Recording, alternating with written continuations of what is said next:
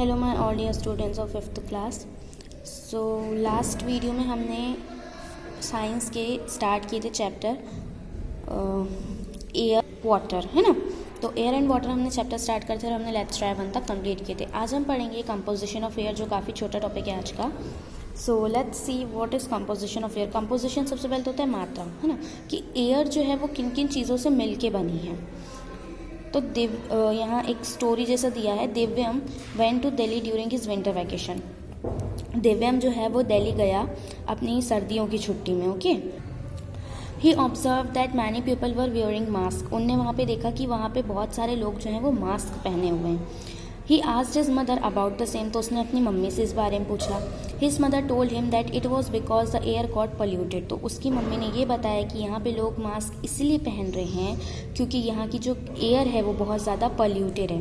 Divyam was eager to know more about the composition of air and how it gets polluted. अब दिव्यम बहुत ज़्यादा जानने के लिए इच्छुक हो गया कि एयर जो है वो किन किन चीज़ों से मिलके बनी है और वो पॉल्यूट कैसे होती है, ख़राब कैसे होती है ना। तो देखो, air is a mixture of gases. Air जो है वो गैसेस का मिक्सचर है। It contain 78% nitrogen. एयर में 78% नाइट्रोजन होता है, 21% oxygen and 1% other gases like carbon dioxide, argon and water vapour. 78% nitrogen है हवा में, 21% ऑक्सीजन है और 1% है जो दूसरी गैसेज हैं, carbon dioxide, argon, water vapour, ये सारे, है ना। Beside this air also contains dust and smoke. और इन सब के अलावा हवा में डस्ट और स्मोक भी होता है। The amount of water vapour varies from place to place. और वाटर वेपर जो होता है हवा में वो अपने मतलब जगह के हिसाब से कम ज़्यादा होता रहता है। For example, Chennai has more water vapour in air than Delhi. कि चेन्नई में जो है वाटर वेपर की मात्रा ज़्यादा है दिल्ली के मुकाबले, यानी चेन्नई की एयर में वाटर वेपर की मात्रा ज़्यादा है दिल्ली के मुकाबले। Because it is situated near the sea, क्योंकि चेन्नई जो है वो नदी के किनारे बसा है। Sea water evaporate due to the heat of the sun. Sea water जो है वो इवोपोरेट होता है, भाप बनता है सन की हीट के कारण, है ना। This results in increase in water vapour in air. और इसी के कारण वहाँ की जो हवा है वहाँ पर एयर वाटर वेपर की जो मतलब अमाउंट है वो ज़्यादा है। The amount of water vapour present in the air at a particular temperature is known as humidity. और जितना वाटर वेपर प्रेजेंट होता है किसी पर्टिकुलर टेम्परेचर में, है ना, हवा में किसी पर्टिकुलर टेम्परेचर पे जितना भी वाटर वेपर प्रेजेंट होता है वो कहलाता है humidity. Let us discuss the main components of air. यहाँ हम पढ़ेंगे एयर के मेन कंपोनेंट्स के बारे में। देखिए नेक्स्ट पेज पे आप, फर्स्ट है nitrogen. The major portion of the air is made up of nitrogen. Air का यानी ज़्यादा से ज़्यादा पोर्शन नाइट्रोजन से बना हुआ है। It takes up nearly 3/4 of the volume that the air occupies in earth atmosphere.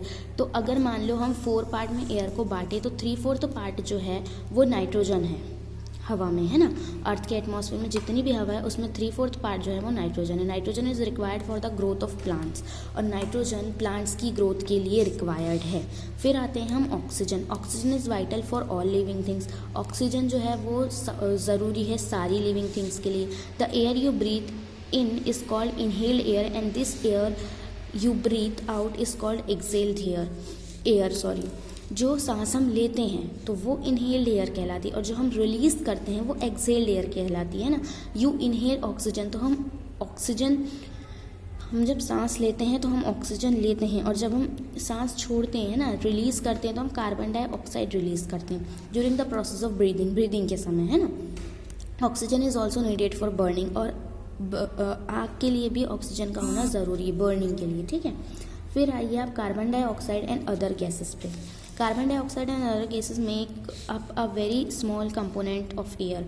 Carbon dioxide और दूसरी गैसेस जो हैं वो बहुत थोड़ा सा कंपोनेंट मतलब लेती हैं एयर का, बहुत थोड़ा इसे लेती है। जैसे मैंने आपको पहले बताया कि 1% ही कार्बन डाइऑक्साइड और दूसरी गैसेस लेती है, बाकी तो 78% नाइट्रोजन और 21% oxygen. Animal release carbon dioxide during exhalation. Animals जो हैं यानी हम भी और एनिमल सब लोग कार्बन डाइऑक्साइड एक्सहेल करते हैं ना, रिलीज करते हैं। Carbon dioxide is used by plants during photosynthesis. और कार्बन डाइऑक्साइड जो है वो प्लांट्स के द्वारा यूज़ होता है फोटोसिंथेसिस की प्रोसेस के दौरान। आइए स्मोक एंड डस्ट पे। Air also contain smoke and dust particle. Air में स्मोक और डस्ट पार्टिकल भी होता है ना। Have you ever seen a beam of light coming out of a slit और a hole of a dark room. अच्छा, ये आप लोगों ने देखे होंगे कि किसी कमरे में एकदम छोटे से होल से, अंधेरे कमरे में छोटे से होल से जो लाइट पास होती है, ऐसे रेज जो आती हैं, वो आपने कभी देखे?